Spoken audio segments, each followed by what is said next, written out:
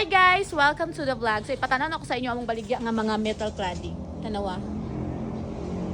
So lahi-lahi siya og mga colors. Kini mga color off ni siya ha. Metal cladding ni uso kay ni siya karon or halinon kay siya. So pwede siya among mga stocks. Daghan siya color available. Tanaw na to. Okay. Then guys, kung magpalit adto, ang kapalit adto is blind rivets, then ang isumpa ang gamiton, and then syempre kini gid yang sagol. So nami diri ka sa mong hardware, it's Saturday.